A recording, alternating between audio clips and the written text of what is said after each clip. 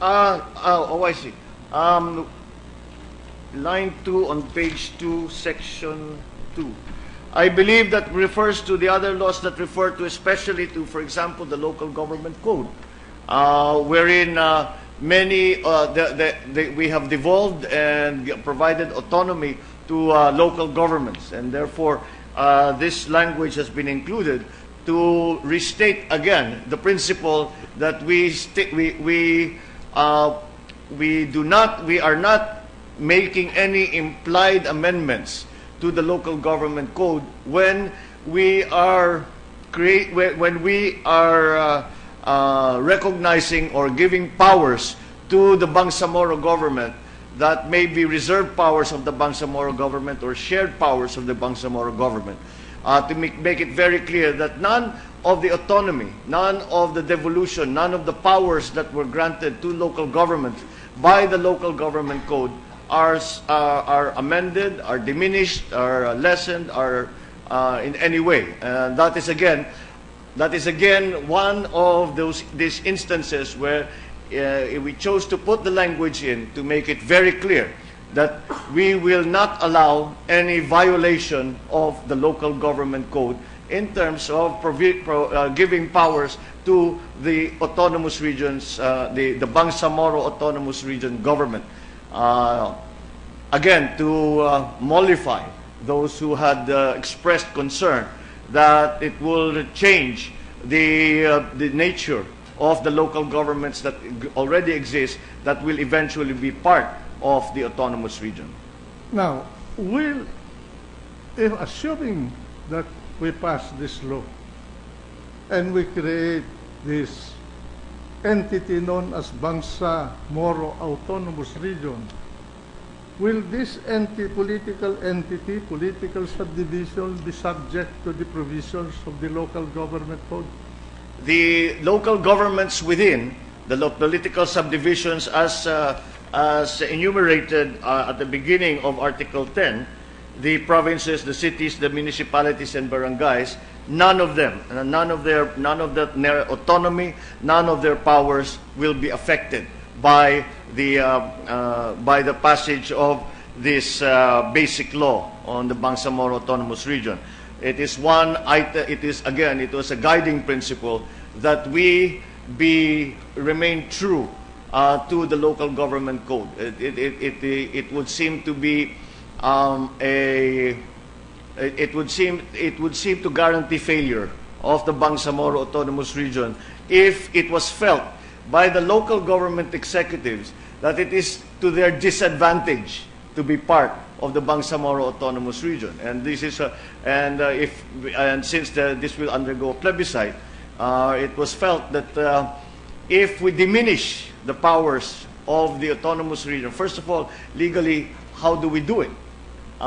Because the local government code applies to all local political subdivisions, and we cannot have a special law just for the local political subdivisions within the autonomous region. And therefore, to make the law still comply with all of the provisions of the local government code, then that served as a guide, as a minimum of the powers that were granted to the autonomous region government, and without any diminution, any changes in the powers that were devolved to the local government by the national government in the local government code. Yeah, precisely.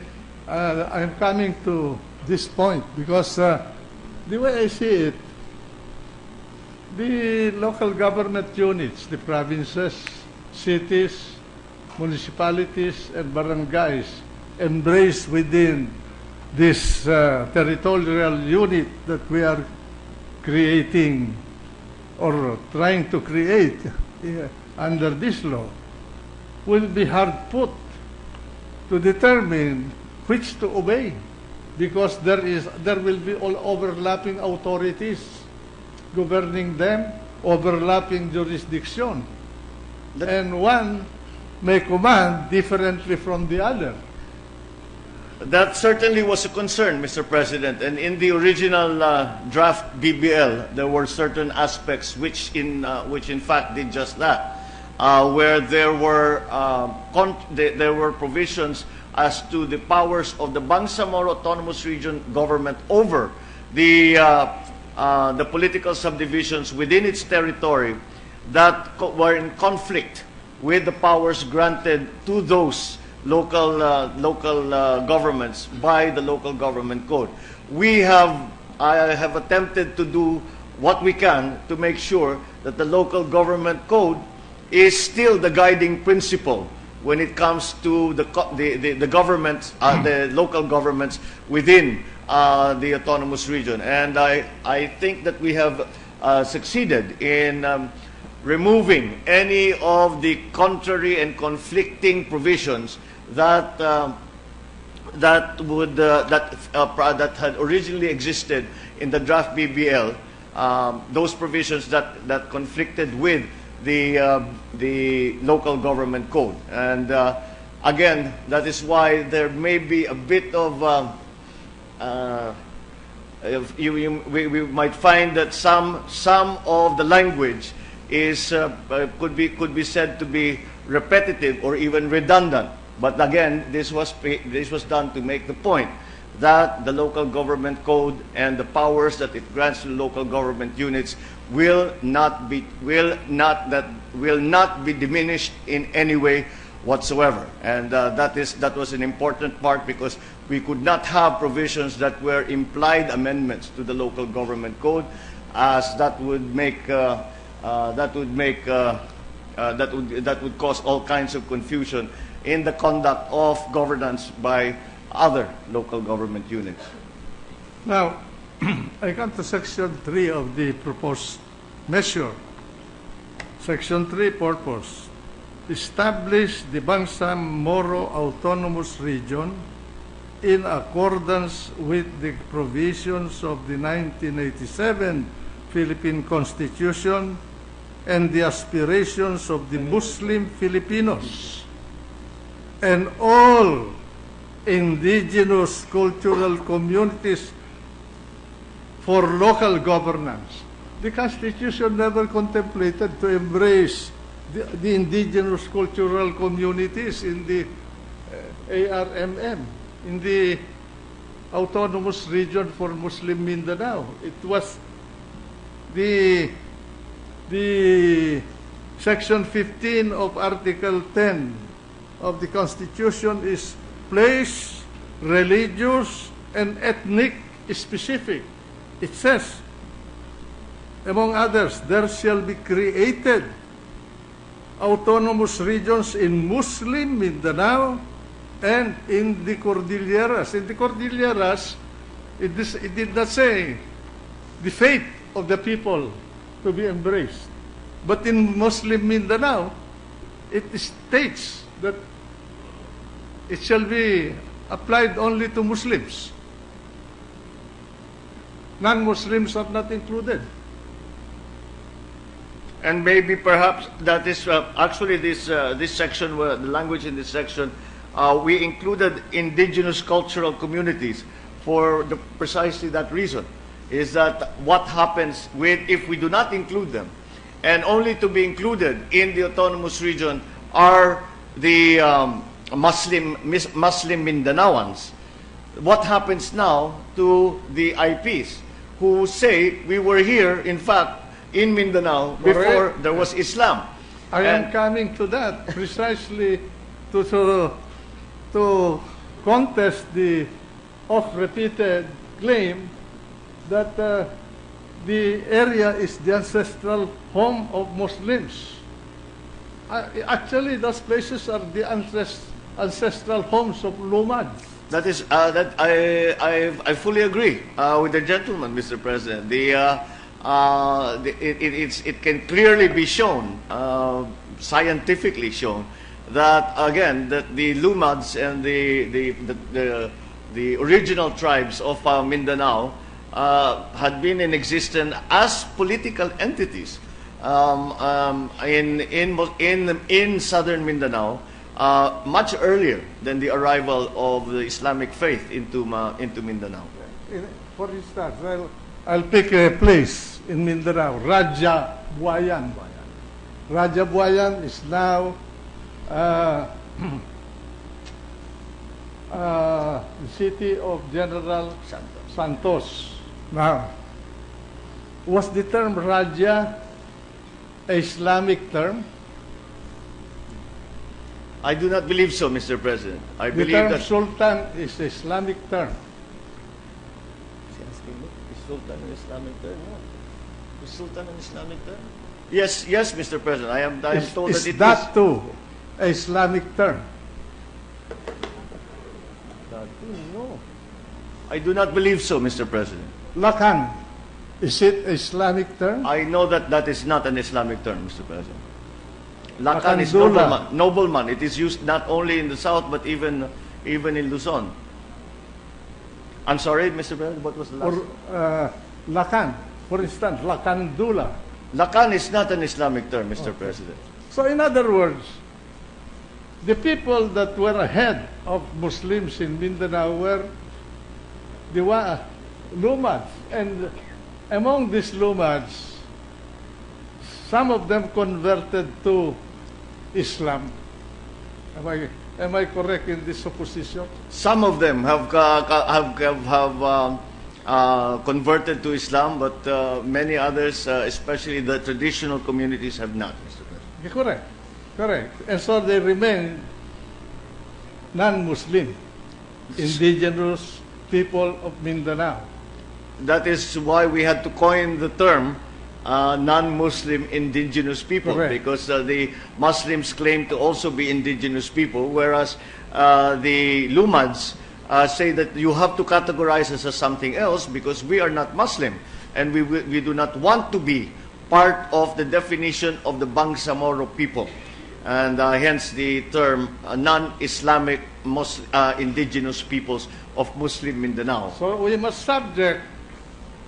must protect the rights of those non-Muslim people in the territory that will be embraced by this political subdivision that we call Bangsamoro Autonomous Region.